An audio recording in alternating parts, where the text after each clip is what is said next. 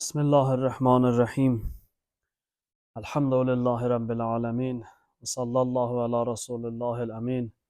Ve ala alihi tahirin el masumin. Ve lanet daim ala a'daihim ecma'in ila yevmiddin. Mübarək Ramazan ayıdır. Allah-u Teala'nın məğfirət, bağışlanma ayıdır. Allah hər birimizin ibadət taatlərimizi qəbul eləsin inşallah. Bildiyiniz kimi Hz. Ali əleyhissalamın vəsiyyətnaməsi sizlərlə bölüşürdük və gəldik vəsiyyətnamənin növbəti mühüm bir hissəsinə. Ümumiyyətlə, bütün vəsiyyətlər önəmlidir. Hər bir insanın həqiqi şəxsiyyəti, həqiqi kimliyi, həqiqi mahiyyəti onun son sözlərindən asılıdır. Nəyi tapşırmasından, nəyi önəmli bilməsi onun həqiqi qiymətin və dəyərin bildirir. Vəsiyyətnamə də həmçinin. Bir insan sadə bir insan ola bilər, dünyasını dəyişəndə ona önəmli olan şeyləri vəsiyyət eləyir, tapşırır. Bu, onun bir ömür həyatının nəticəsidir. Bəzən görürsən ki, ancaq mal məsələsi, bəzən görürsən ancaq ədavət, düşmənçilik, bəzən görürsən ki, müxtəlif səpkilərdə vəsiyyətlər olur. Həmin o vəsiyyət o insanların kimliyidir, həqiqi kimliyidir. Əhl-i Beyt əleyhissalamın da vəsiyyətləri bu baxımdan onları tanımaq üçün növbəti bir kimlikdir.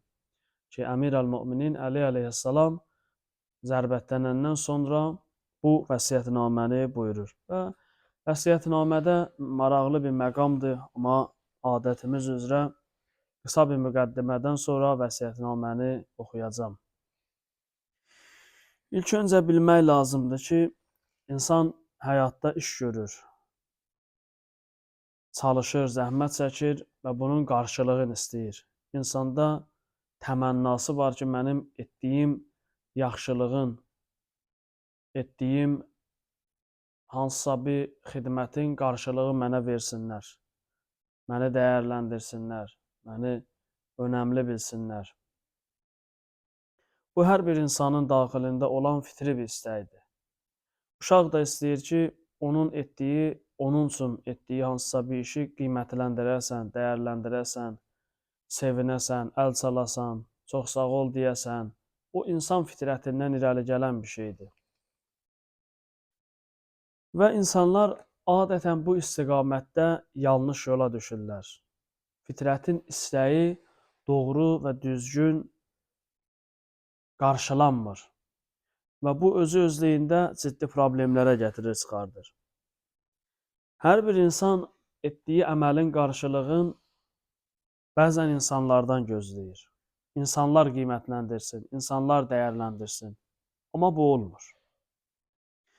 Təcrübə və tarix bunu göstərir ki, cəmiyyət yaxşıların yaxşılığını, yaxşı insanları sağlığında qiymətləndirmir, dəyərləndirmir. Nə eləyək ki, bu belədir? Bu küfə xislət, xüsusiyyət bir çoxlarımızda var. Küfə cəmaatının xüsusiyyətindən, küfəli təkcə İraqda olan o İraq şəhərində yaşayan insanlar deyil.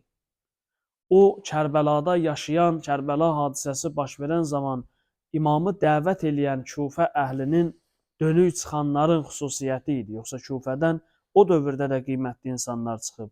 Bu günlərdə orada qiymətli insanlar yaşaya bilərlər. Amma o insanlar ki, imamı dəvət elədilər və sonra dəvətlərin geri götürdülər, imamın köməyinə getmədilər, o xüsusiyyətin adı küfəli xüsusiyyətidir. O, bugün Azərbaycanda da bir adam öz vədəsinə, öz əhdinə xilaf çıxsa, küfəli hesab olunar. Amerikada da bu iş eləsə, küfəli hesab olunar. Bu, belədir.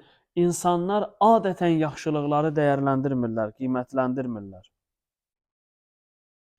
Və məşhurdur ki, həm imam öldürüb, həm ağladılar, küfəlilər sözü oradan qalır. Mərsiyələrdə istifadə olunur. Bu, Quran-ı Kərimə baxdığımız zaman görürük ki, cəmiyyətşünas peyğəmbərlər bu məsələyə diqqət asıblar, bu məsələyə diqqət eləyiblər. Hamısının dilindən bu söz var. La əs'alukum aleyhə əcrən in əcriyə illa ələllah. Biz sizdən bu risalətin müqabilində bir şey istəmirik. Bizim əcrimiz Allah yanındadır, Allahın öhdəsindədir. İnsan başa düşməlidir ki, insanlardan, mənim həmcinslərimdən mənə haray yoxdur. Onlar mənim yaxşılıqlarımı dəyərləndirməyəcəklər. Bəzən yaxşılıqları dəyərləndirəcəklər, bəzən mənim hörmətimi gətirəcəklər, amma qarşılığında məni idarə eləmək istəyəcəklər.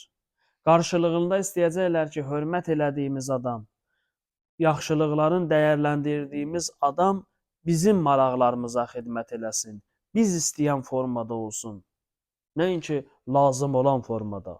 Bu da qaçılmaz bir şeydir. Və bu məsələ çox önəmli məsələdir, çox diqqətdən qaçırmamalı olan məsələdir ki, insan başqalarından ümidini üzməlidir.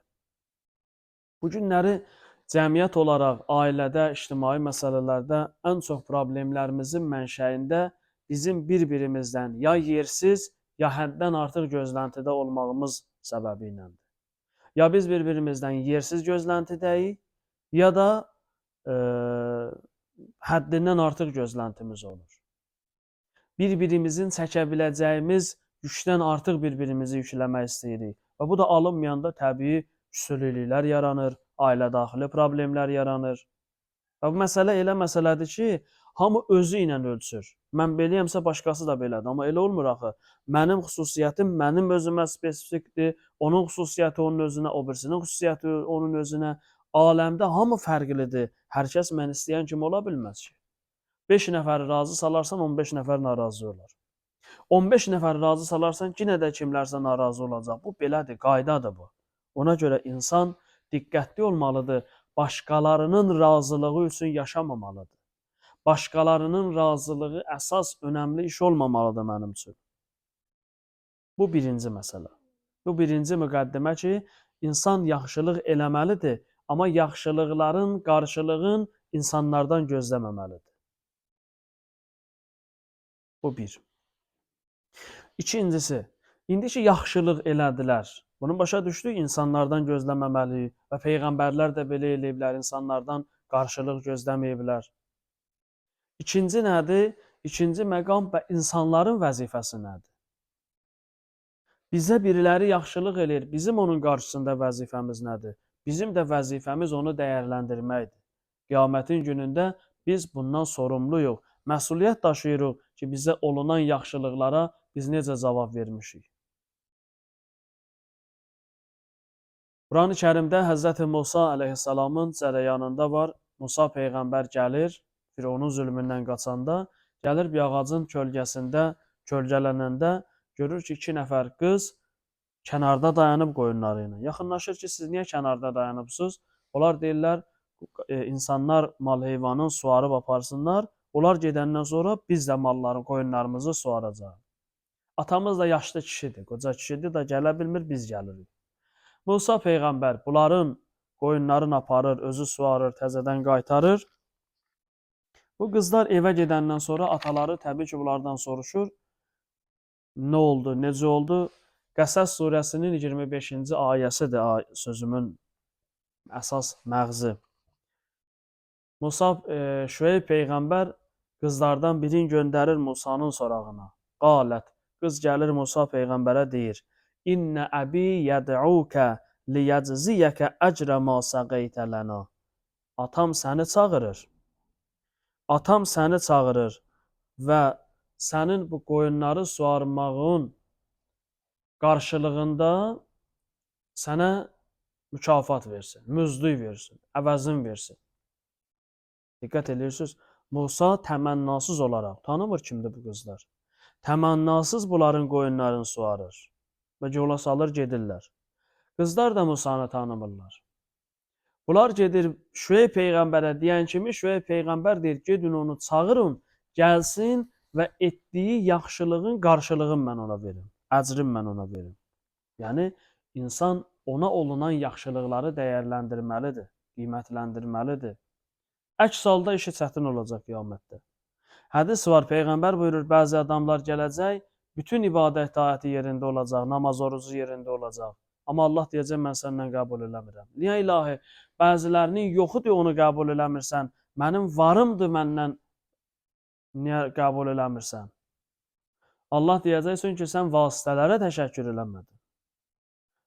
Bir adam məxluqa, yaranmışa təşəkkür eləmirsə, onun xaliqi olan təşəkkürü də qəbul olunmur. Ona görə biz diqqətli olmalıyıq. Bir iş görəndə, bir yaxşılıq eləyəndə qarşılıq gözləməməliyik. Bunu özümüzə vəzifə bilməliyik.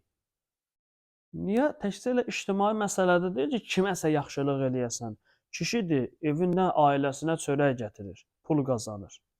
Kişinin ixtiyarı yoxdur, dursun desin, mən sizin üçün çörək gətirirəm. Sənin vəzifəndir onu dolandırasan. Ailə uşağı dolandırmaq sənin şər'i vəzifəndir, ixtiyarın yoxdur deyəsən. Amma eyni zamanda ailənin də vəzifəsidir kişinin ehtiramını gözləsin. Evə çörək gətirən insanın hörmətini gözləsin. Bunlar qarşılıqlı şəkildə bir-biri ilə əlaqəlidirlər. Və belə də olmalıdır.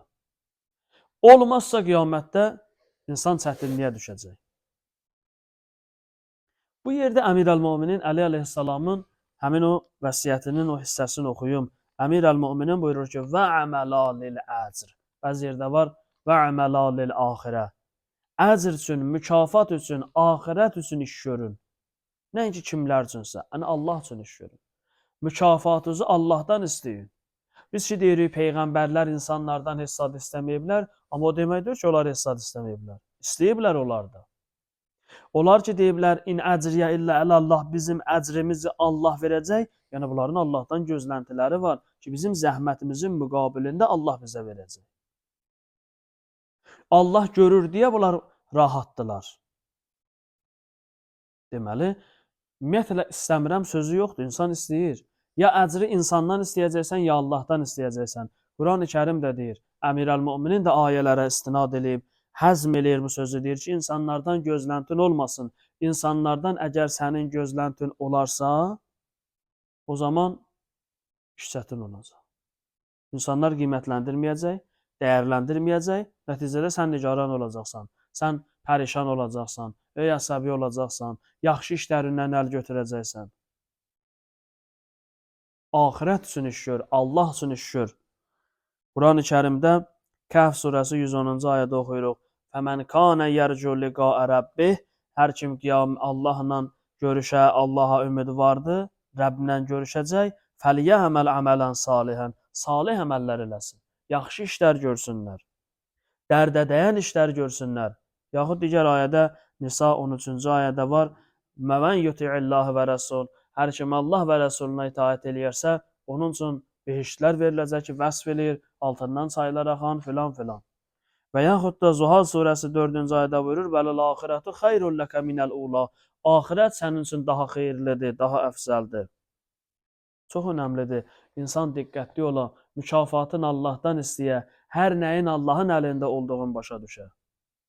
Bəzən biz elə bilirik ki, biz yaxşılıq eləyirik, biz kiməsə ehsan eləyirik, nəticədə o bizə bağlanır, o bizə məhəbbəti artır. Cəmiyyət arasında sevilmək istəyiriksə, cəmiyyət arasında hörmətli olmaq istəyiriksə, insanlara yaxşılıq eləyək, onlarda təmənnamız olsun ki, onlar bizi dəyərləndirsinlər, onunla olmur valla. Ayədir Quran-ı Kərimdə Ənfal surəsi 63-cü ayədə buyurur, Lov ənfəqdə ma fil ərzi cəmiən ma əlləftə beynə qulubihim. Əgər yer üzərində olan hər şeyi infaq eləyəsən, verəsən, xərcləyəsən, onlar qəlbləri arasında mehribançılıq yarada bilməzsən. Vəlakinnəllah əlləfə beynə qulubihim. Yalnız Allah qəlblərin arasında bağlılıq, mehri, məhəbbət, ülviyyət yaradır. Allahdan başqa heç kəs qəlbə müdaxilə eləyə bilməz. Heç kəsin qəlbə müdaxilə eləmək imkanı və şansı yoxdur. Məryəm surəsi 16-cı ayədə oxuyuruq ki, İnnəl-ləzinə amanu və əmilus-salihat səyəcəlu ləhum rəhmanun vudda. Kim Allaha iman gətirə və salih əməllər eləyə, Allah Teala insanların qəlbində ona qarşı bir mərhəmət qoyacaq. İnsanların qəlbində ona qarşı bir sevgi qoyacaq. Bu ayələrin bariz nümunəsi Əhl-i Beyt əleyhissalamdır. Əhl-i Beyt qədər tarixdə mübarizə aparılan, təhqir edilən, tənə edilən, haqqı qəsb olunan, qəbirləri ilə mübarizə aparılan bəlkə də ikinci bir şəxsiyyət yoxdur. Ki, bunlarla bu qədər mübarizə aparılıb. Bu gün də mübarizə aparılır. Amma yenə də qəlblərdə yaşayırlar. O işi Kərbəlaya bir zamanlar təhdid yaratmaq istəyəndə onlardan biri demişdi ki, biz gedəcək Əbəlfəzin İmam Hüseynin qəbrini dağıdacaqlar. Demiş bir nəfər də demişdi ki, hansı qəbri? Necə yəni hansı? Bir dənə qəbirdir Kərbəlada, onu da dağıdacaq. Dedi, yox, Əhl-i Beyt əleyhissalamın da barədə kəlam var. İnnə quburənə fi qulubil müminin. Bizim qəbirlərimiz möminlərin qəlbindədir.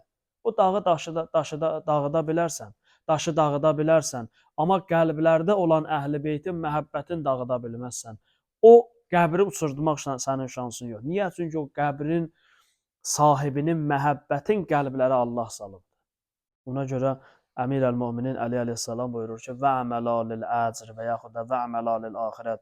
Axirət üçün iş görün, Allah üçün iş görün. Allah üçün əgər iş görəriksə, o zaman Allah nəzərində də möhtərəm olarıq, insanlar nəzərində də möhtərəm olarıq.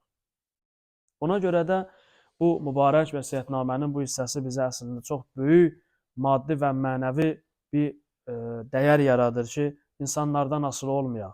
İnsanların alqışının, insanların qarğışının əsiri olmayaq. Hədis buyurur ki, avam məhəbbətindən qorxun, insanların bəsirəsiz insanların məhəbbətindən qorxun. Onlar bir gün başına qaldırdıqların bir gün ayaqlarının altına ata bilərlər. Yalnız aləmdə məhəbbəti qazanılması lazım olan Allahdır, Rəsuludur və onun əhl-i beytidir. Və Allah da qəlblərdə insanların bir-birinə məhəbbətini atır. Dua yazmaqla, şirinlik duası ilə, nə bilim, nə üfləməklə, neynəməklə məhəbbət olmur. Məhəbbəti Allah qəlblərdə yaratmalıdır. O da insanın salih əməli ilə olmalıdır. Əgər hədis buyurur ki, mənlə öz aranızı islah eləsəz, mən də sizlə insanların arasını islah eləyərəm. Kiminsə xoşuna gəlmək üçün, kimisə razı salmaq üçün bu inciyər qoy naməhrəmdir, bundan görüşüm və yaxud da nə deyərlər mənə, mən hicab bağlasam, başqalarının razılığı üçün Allahın qəzəbin alsıq, bu alış-verişdə uduzan tərəf biz olacaq. İnsanlar bir zaman bizə təni eləyəcəklər.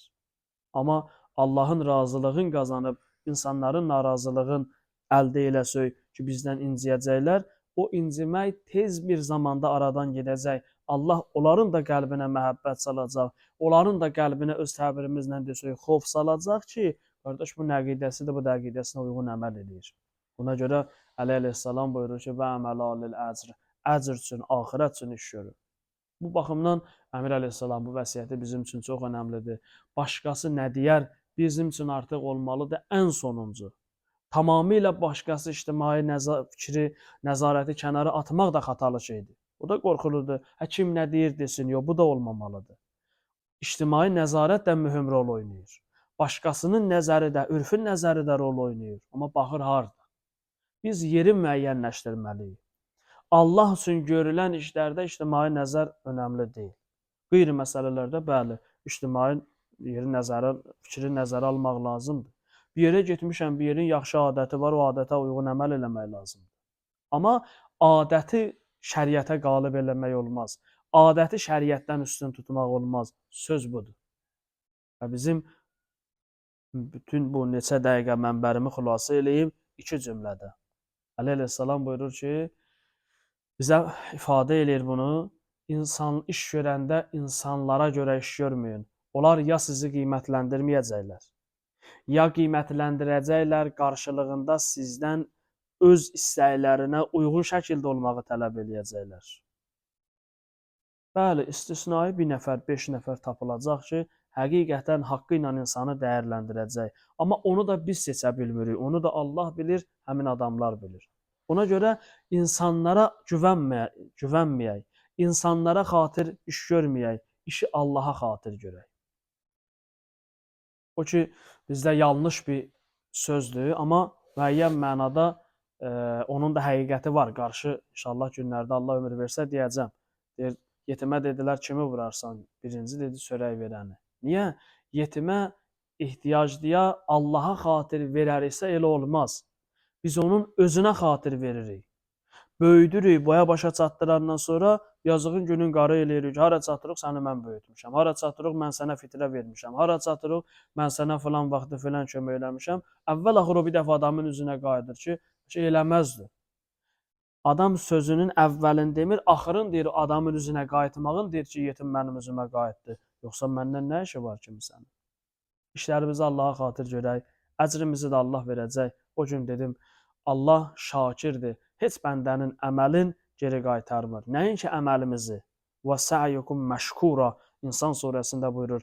İnsanların səyinə təşəkkür olunacaq. Ola bilər adam cəhd eləyib, amma alınmayıb iş. Allah buyurur, sizin o səyinizi mən qiymətləndirəcəm. Allah sizdə bizdə hər birimizin axır aqibətimizi xeyir eləsin. Allah bizləri ona xatir əməl eləyənlərdən qərar versin. Əziz şəhidlərimiz, valideynlərimiz, haqqı boynumuzda olanların cəmiyyən hamısına qərqə rəhmət eləsin. Dünyanın hər yerində, xüsusilə vilayətimizdə, ölkəmizdə sülh əmniyyəti bərqərar eləsin inşallah. Esselamu aleykum və rəhmətullah.